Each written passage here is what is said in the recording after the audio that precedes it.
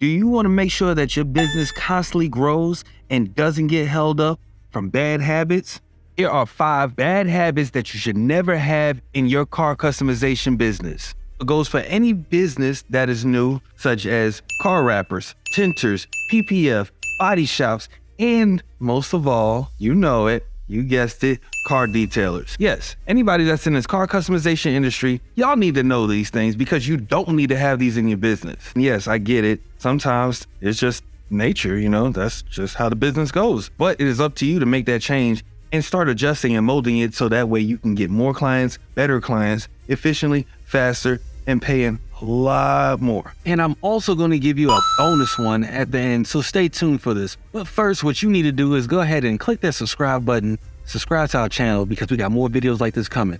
Let's jump into it. The first one is the most detrimental though. You really want to know what it is? I bet you do. It's not following instructions. And what I mean by not following instructions, if that client has a vision, just stick to that vision. Because if it is not how that plans out, guess what happens? You gotta eat that cost. If your client says that they want a gloss vinyl, give them a gloss vinyl. Do not give them matte, satin, or whatever else that you may think that they want. That is what they exactly want. To give them what they asked for. Now let me break down my story to them. I had a client, they said that they wanted navy blue on their vehicle. We picked out a few colors and everything. He's like, yeah, I want it to be dark navy blue and everything. And I said, sure, I got you. Now they chose a color, so did I. He trusted my judgment, so he went with my choice on that one. I told him to look at other photos that were much larger scale of the actual vehicle, so that way he can see it in that color. He chose it still. We did exactly what he said. When we wrapped it, he seen a little quick preview picture. He's like, hey man, it got a little undertone of purple in it. I was like, I don't think so. And then when I brought it outside, when we fully finished it, I seen the undertone. I then wanted to rip off that vinyl so fast. But he actually loved the color. And he's like, hey man, I know it wasn't fully on my vision, but I actually like it. The great installation that you did, the communication and all of that was good. I'll come back and do this again if we need to. And it'll probably be in another year or two. Woo! That one was a nervous wreck for me because I didn't know if he wanted to just redo it right then and there. That would have been harsh. Number 2 is something I haven't ever done this, not to my recollection. Having bad customer service. Don't do that. It's not cool. It's only going to make it worse for you, not them. They're the client. They can find other people like you to do what they need to do. Trust me, I've seen them do it before.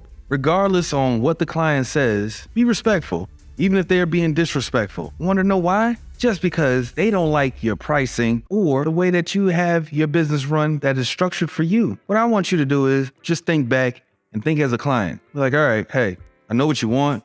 I know that this is probably not what you want, but let me go ahead and make sure that you do this one thing. And that is, you get off that phone with them, you make sure that they say in their head, well, yeah, they're not the company for me, but they were great people. that's what you want. Don't curse them out. Don't tell them, Hey, bro, pull up on me, man. We can handle this. that's not what you want. You want someone that is gonna make sure they follow you. Because even though they may get something done by another company, they may not like how that other company does the work, and they definitely may not like them as a customer service standpoint. Next part about this though is when you have messed up in one of the previous videos that I show you, 5 mistakes that you commonly do as a car wrapper is not following up with them when they want their vehicle redone, depending on the panel it is. You gotta do it. You f***ed it up in the first place. That's why they contacting you back. What I recommend you do is check your schedule, pick a day that is open, and fix their shit. Don't drive off. Because you're gonna get stopped, and they're gonna make sure that they get every dollar out of you.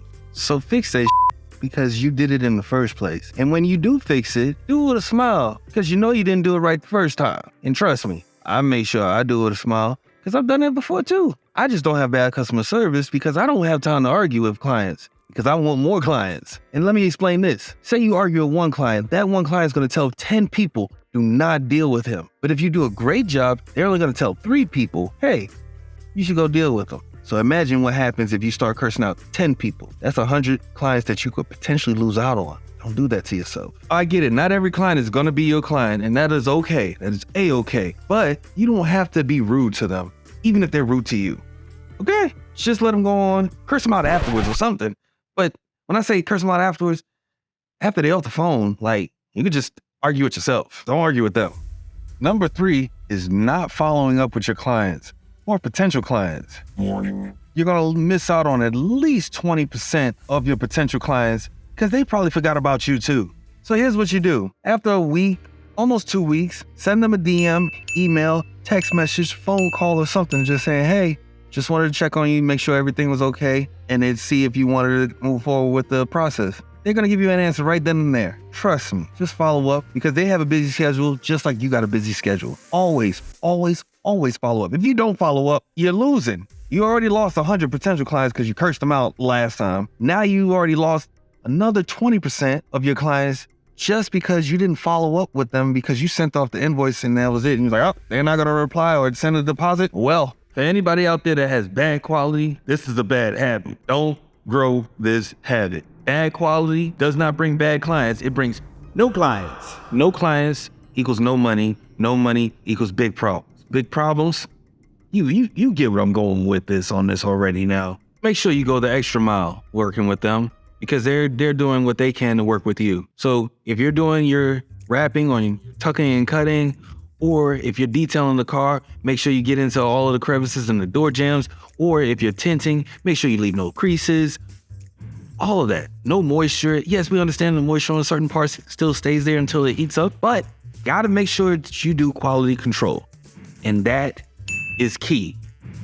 Before you get into a bigger business, make sure your quality is A1 and stays A1. Number 5 is my go-to every time. You have to be consistent. If you are not consistent, that habit will keep growing. Inconsistency makes sure that you don't grow. When you're inconsistent, you no longer have the quality control, are able to follow up, have the time to make sure that you get the clients that you want that are quality clients. We all want quality clients. So make sure, be consistent. Keeping an open mind, keeping your quality up and up to par, no matter what type of vehicle it is.